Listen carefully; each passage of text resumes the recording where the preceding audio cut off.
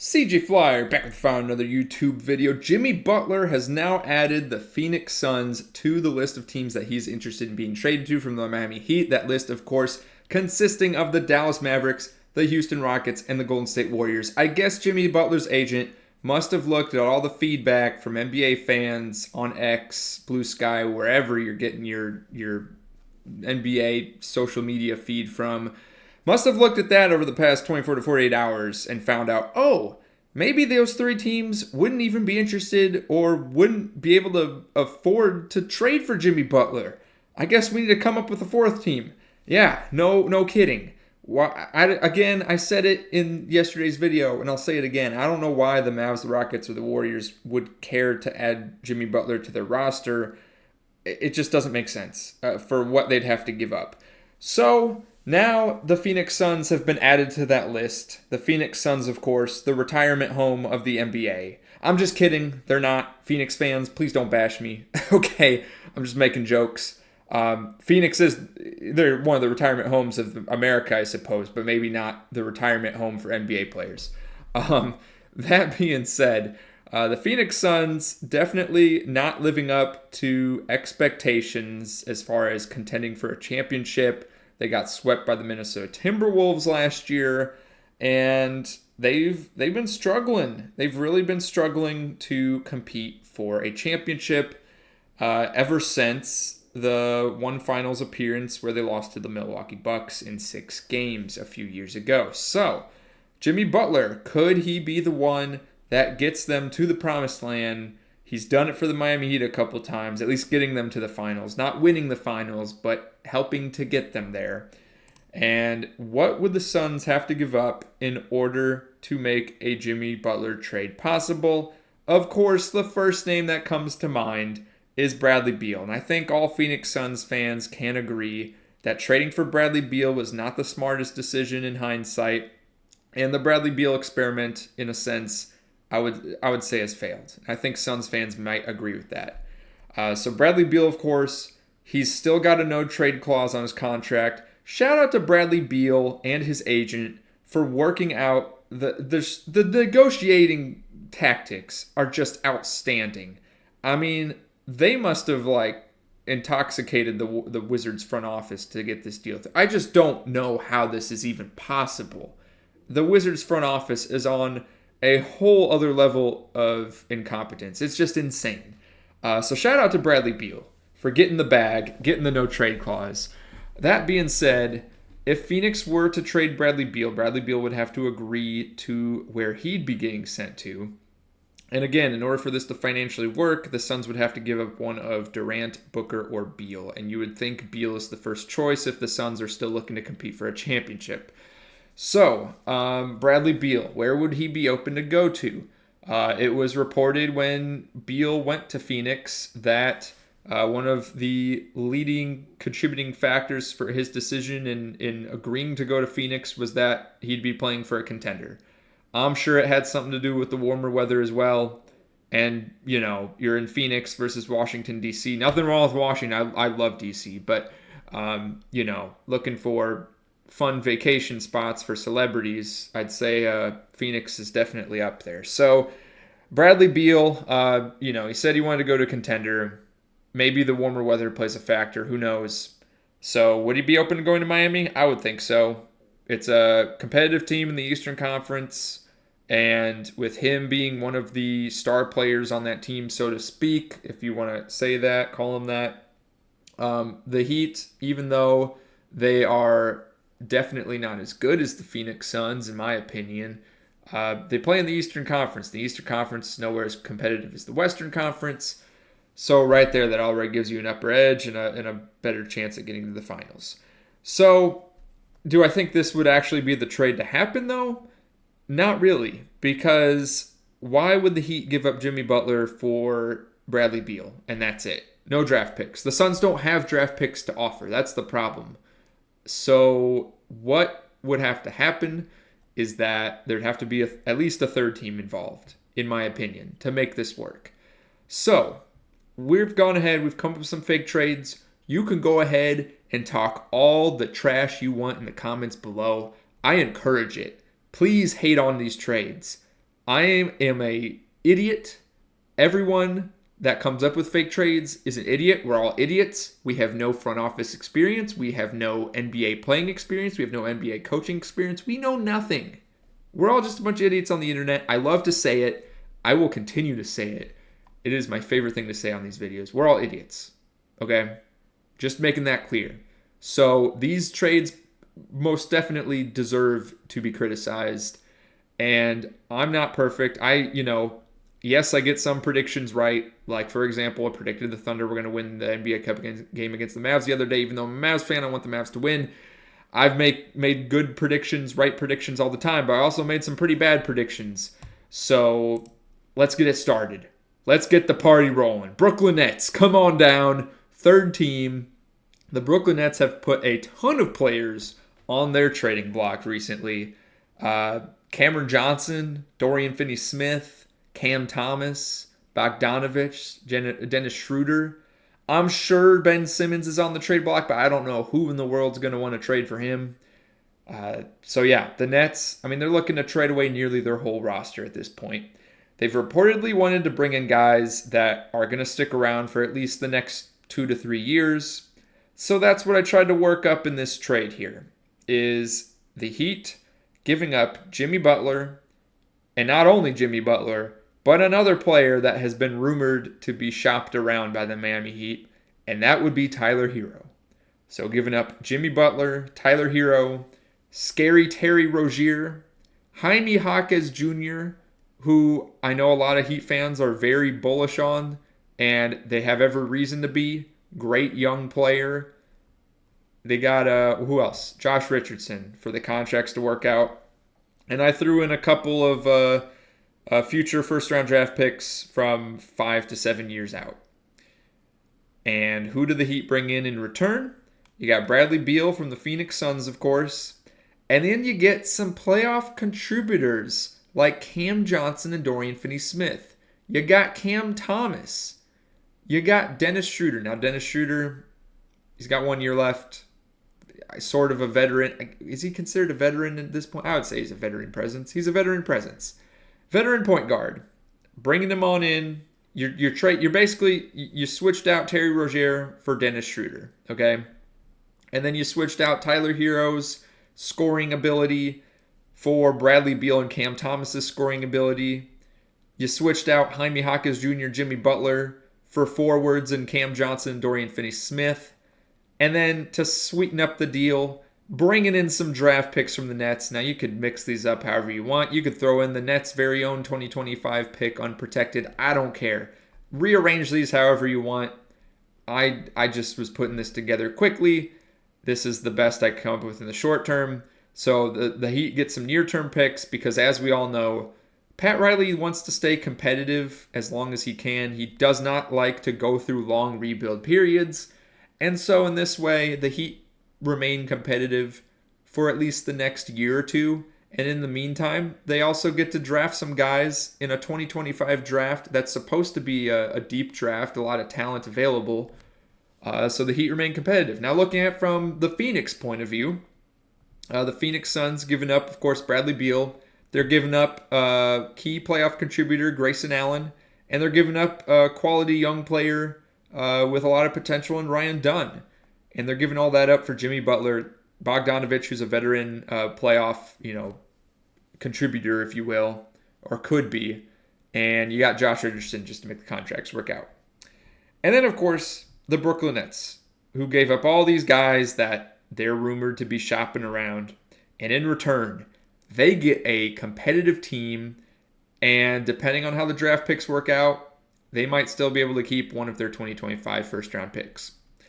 You get Tyler Hero, who's going to be sticking around for at least the next 3 years. You got Terry Rozier, at least the next 2 years. You got Grayson Allen, 4 years. You got Jaime Jaquez Jr.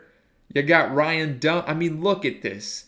How would the Brooklyn Nets not want to do something like this? Yeah, they give up some first-round picks, but you got some guarantees and some guys that are quality players and that are going to be sticking around for a few years instead of taking a chance at someone in the draft. And you still get to keep a couple draft picks too. So this, I think, is the most realistic trade that I've come up with. The further through these fake trades we get, the more unrealistic they are going to get. Just warning you in advance. And again, please talk your trash in the comments. It's so much fun. Let's go on to the next one. We got none other than the Golden State Warriors and the Detroit Pistons getting involved now. Instead of Bradley Beal going to the Miami Heat, Miami says, no, we don't want him. But Beal still wants to play for a contender. And wouldn't you know it, the Golden State Warriors, they're actually not doing too bad right now. They're in what? Like the top 5 in the West? Go to the Western Conference standings. There you go. 5th place. 4.5 games back from the Thunder. Still competing. They got Stephen Curry playing like he always does. Very competitive. So you bring in Bradley Beal. You form the Splash Trio, the Splash Triplets, the Splash Stepbrothers. I don't know what other name you want to come up with. Splash Cousins. You got Steph Curry, Bradley Beal, and Buddy Hield. Don't forget about Buddy Hield. He's been outstanding. Always has been an outstanding three-point shooter. You bring in Grayson Allen. He can shoot some threes, right? And then, you know, the Warriors in this situation, they're giving up a lot, right? They're giving up Wiggins. They're giving up Draymond Green. They're giving up D'Anthony Melton, he's on a 1-year contract, and he's out for the season. So you're not really giving up much there, I guess. Gary Payton, not giving up much there, I guess. He's only around for 1 more year. Kyle Anderson, you just signed him to a 3-year deal, so you're giving up something there. But you're giving up, the way I look at it, you're giving up Wiggins. D'Anthony Melton wasn't going to play anyway. So you're giving up Wiggins, Peyton II, and Kyle Anderson for Beal and Allen. And then you're giving up Draymond for the younger, the cheaper, and arguably the more unhinged version of Draymond Green in Isaiah Stewart. Now you might ask, why would the Pistons even be willing to give up Isaiah Stewart at this point? He's still very young. He's on a reasonable contract. Why is that? Well, if you look at Isaiah Stewart's stats right now for this season, and I wasn't even aware of this until I started putting together these fake trades, but Isaiah Stewart has only started 2 of the 25 games he's played so far this season. He's only gotten 22 minutes per game versus the 31 minutes per game he got last year. And I was like, why in the world? What did he do? I know he got suspended for a few games, but what? He didn't fall off a cliff. You can't tell me he just fell off that much in an off season that the Pistons are like, nah, we don't want to play him. Apparently the Pistons, with Jalen Duren being available and other players being added to the roster, they've gotten the, preferred playing time over Isaiah Stewart just because there's too many guys on the roster. They got Paul Reed on the roster now too. So what happens with Isaiah Stewart? I would think the Pistons would be willing to trade Isaiah Stewart. That's just a hunch.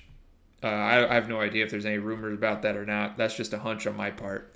But there you go. The Warriors would get a younger, cheaper, more unhinged version of Draymond Green. They got Draymond Green 2.0. Welcome to the team. And before anyone says, well, Isaiah Stewart's three-point shooting's not that great this year. He's shooting 25% from 3 on the season. Draymond Green didn't shoot that well from 3 either to start his career, so I don't think that's really much of a concern. And again, Isaiah Stewart's doing that on very low volume, less than 1 3-point attempt per game, just because of the nature of who's on the roster and getting minutes on the Pistons team right now. So, and then in this case, the Warriors also get a couple of the Pistons draft picks just to sweeten up the deal for giving up one of their franchise players. And of course, giving up Andrew Wiggins is kind of a big deal.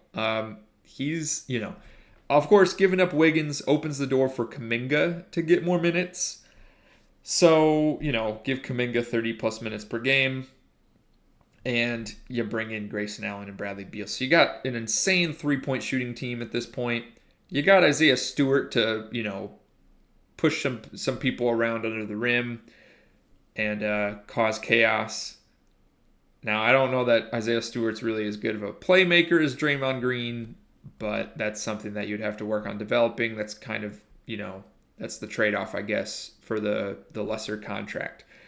So that's how it would be for the Warriors. Going over the other teams, the Heat giving up Jimmy Butler, Larson, Duncan Robinson, Jaime Hawkins Jr., Josh Richardson, and a couple first-round picks for none other than Andrew Wiggins, Tobias Harris, and Draymond Green. So Duncan Robinson's almost like a net negative in some cases at this point in his career. He just hasn't been shooting as well as he used to 4 years ago. So, he's just not worth the $19 million a year. And so getting him off the books would be a huge win for the Heat. Jaime Jaquez Jr., obviously that would be a huge blow, giving up the young guy. But the Heat, if they're trying to stay competitive, bringing in some of these guys in place of Jimmy Butler would do just that. I think Draymond Green would fit in really well with Heat culture. So there you have it. Phoenix, of course, giving up Bradley Beal, Grayson Allen, Ryan Dunn for Jimmy Butler. I mean, this is a huge win for the Phoenix Suns, this trade. They get Jimmy Butler. Now, Tim Hardaway Jr., as a Dallas Mavericks fan, I got to say, he's had some great moments with the team, but in the past year, it's almost like he's been a net negative with his questionable shot selection and just not the best playmaking decisions. So, this could be a hidden gem type of situation for the Suns, or it could be an absolute negative for the Suns. It's kind of hit or miss, but they're not giving up a lot to get Jimmy Butler in the front door, considering that the Suns don't have any first-round picks, or at least not any good ones to give up at this point. They've given away most of their picks to bring in their current, roster in Durant and Beal. And then, of course, the Pistons. What are the Pistons getting out of this? That's where things get a little fuzzy, because obviously they're giving up a couple of, what's expected to be a couple of good first-round picks. They're giving up Tim Hardaway Jr., which is a pretty solid, he's on the last year of his deal. Tobias Harris is not going to be part of the future of this team. He's a veteran presence, but outside of that, it's, he's not going to be the one that leads the Pistons to the promised land. So they're giving up some veteran players and a couple first-round picks, and Isaiah Stewart, who's not, part of this team's future either, clearly, based on the playing time that he's getting, the role he's getting, it's just not working out. So in place of those guys, they're getting a young guy in Jaime Jaquez Jr., they're getting another young guy in Ryan Dunn, who's got potential. They get Kyle Anderson. He can be a playoff contributor. And then they're just getting everyone else's trash. Not that these players are trash or anything, and not to say that anyone's trash, I get. But you know what I'm saying. They're getting some dud contracts. DeAnthony Melton, he's going to be a free agent, and he's not playing the rest of the season. Gary Payton II. 1 year left on his deal. Josh Richardson, 1 year left on his deal. He's towards the end of his career. So, it's just making it work out financially. And they'd probably waive a couple of these guys. So, there you have it. Now, for the Fantasyland trade of them all, the one that's most definitely not happening is the Golden State Warriors trading for Kevin Durant. That's right. Getting the gang back together. Getting Curry, Durant, Draymond Green. The only player you're missing is Klay Thompson. So there you have it. Getting the death lineup minus Klay back to the Warriors. And what do the Warriors have to give up? Give up a couple first-round draft picks, if not more. Giving up Wiggins, giving up DeAnthony Melton, who's, that's just to make contracts work out, salaries work out. Trading Gary Payton II. Can I talk right now? My goodness. And then we got Podemski. So giving up some youth and giving up Wiggins and some draft picks to bring back Durant for one last go at it. Durant's like, you know what? I made a mistake going to Brooklyn initially. Should have stayed with the Warriors. Would have been better for my legacy. Would have been better. I'm just kidding. Okay. But again, this is like a Fantasyland trade. Okay. This is not realistic. Suns, of course, get a ton of picks, and they get Jimmy Butler, and then they have Booker, Beal, and Butler. So make that however, they remain competitive in the West. They're probably not going to win the finals, but they remain competitive, and then they got some picks. They got good players to get fans in the seats, keep that revenue stream going, and then they got some good draft picks for, potential players to build your team around the future.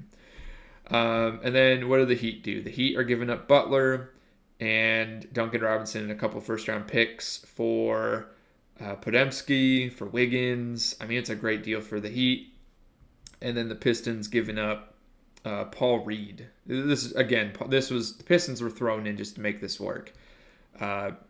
Trading Paul Reed for Duncan Robinson and a draft pick for, thanks for taking Duncan Robinson. Here's your draft pick, basically. So this is the most unrealistic trade I came up with, but I thought this was pretty fun just to have Durant back to the Warriors.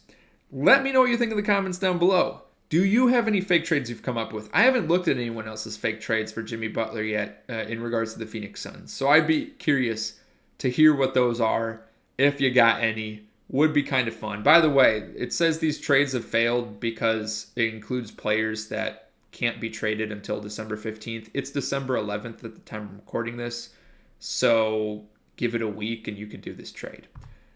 But again, that being said, let me know what you think in the comments down below and click one of the videos on your screen now for some more NBA discussion.